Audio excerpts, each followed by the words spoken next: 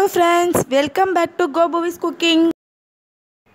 இன்னைக்கு என்ன நம்ம சமைக்க போறோம்னா chicken biryani தான் சமைக்க போறோம்.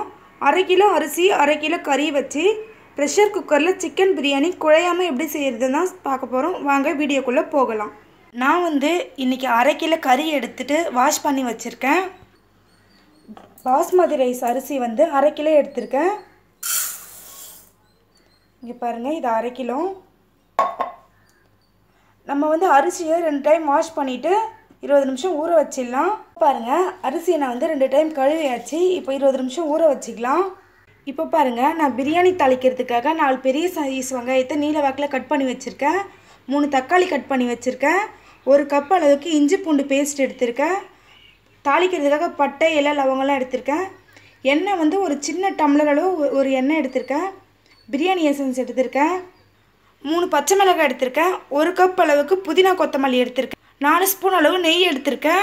1 ஸ்பூன் அளவுக்கு காஷ்மீரி சில்லி எடுத்திருக்கேன். இப்போ பாருங்க ஸ்டவ் ஆன் பண்ணி குக்கர் வச்சாச்சு. குக்கர் காஞ்சதுக்கு அப்புறம் எண்ணெய் ஊத்திக்கலாம். எண்ணெய் சேர்த்துக்கிறேன். கூடவே எடுத்து வச்சிருக்க நெய் சேர்த்துக்கிறேன்.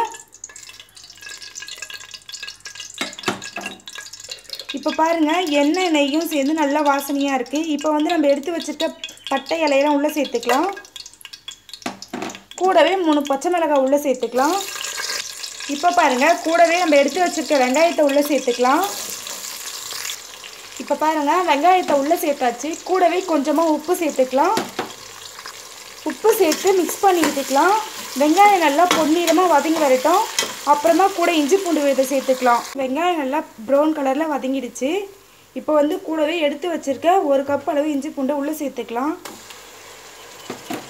இஞ்சி பூண்டு உள்ளே சேர்த்து அந்த பச்சை வாசனைலாம் போகிற வரைக்கும் நல்லா வதக்கிக்குங்க.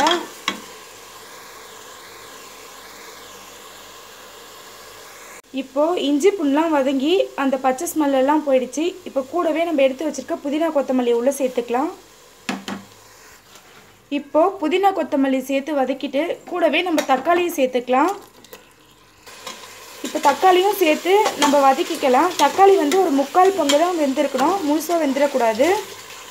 இப்போ பாருங்க வெங்காயம் தக்காளிலாம் நல்லா வதங்கிடுச்சு. இப்போ கூடவே நம்ம சிக்கன் சேர்த்து வதக்கிக்கலாம். பாருங்க இப்போ கூடவே சிக்கன் சேர்த்தாச்சு. கூடவே சிக்கனை சேர்த்து நல்லா மிக்ஸ் பண்ணி வச்சுக்கலாம். சிக்கன் அரை வெந்திருக்கணும். இப்போ பாருங்க சிக்கன் பாதி வெந்துடுச்சு. இப்போ நம்ம மசாலா கூட சேர்த்துக்கலாம். இப்போ கூடவே எடுத்து வச்சிருக்க காஷ்மீரி சில்லி சேர்த்துக்கிறேன். காஷ்மீரி சில்லி சேர்த்து மிக்ஸ் பண்ணி விட்டுடலாம். பாருங்க சிக்கன் மசாலா எல்லாம் ஒன்று சேர்ந்துருச்சு. இப்போ நம்ம கூட தண்ணி ஆட் பண்ணிக்கலாம். தண்ணி இந்த 1/4 படியில் நான் ஒரு 1/4 படி அரிசி எடுத்தேன். இதில் நம்ம 1/2 தண்ணி சேர்த்துக்கலாம்.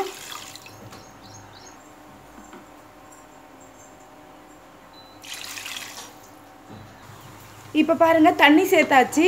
கூடவே நம்ம அரிசியை சேர்த்துக்கலாம். இப்போ பாருங்க அரிசியெல்லாம் உள்ளே சேர்த்தாச்சு. இப்போ உப்பு காரம் பார்த்துட்டு நம்ம மூடி வச்சிடலாம்.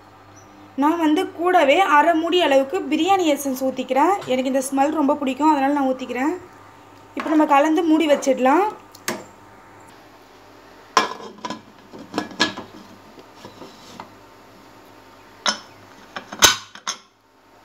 குக்கர் மூடியாச்சு. ஒரு விசில் வந்ததுக்கப்புறம் திறந்து பார்க்கலாம்.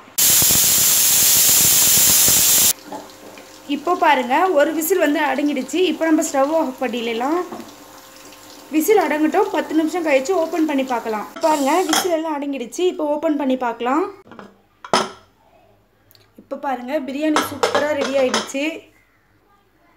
ஒரு சாதம் கூட குழையில, ஒன்றோடு ஒன்று ஒட்டல. அரிசி பளபளன்னு வந்திருக்கு பாருங்க. இப்போ பாருங்க ரொம்பவே சூப்பரான சுட சுட பிரியாணி ரெடி ஆயிடுச்சு. ரொம்ப ஈஸி. நீங்களும் வீட்டில் ட்ரை பண்ணி பாருங்க. என்னோட வீடியோஸ் உங்களுக்கு பிடிச்சிருந்தா லைக் பண்ணுங்க, ஷேர் பண்ணுங்க, கமெண்ட் பண்ணுங்க. மறக்காம என்னோட சேனலை சப்ஸ்கிரைப் பண்ணுங்க. கூடவே இருக்க பெல் பட்டனை கிளிக் பண்ணுங்க.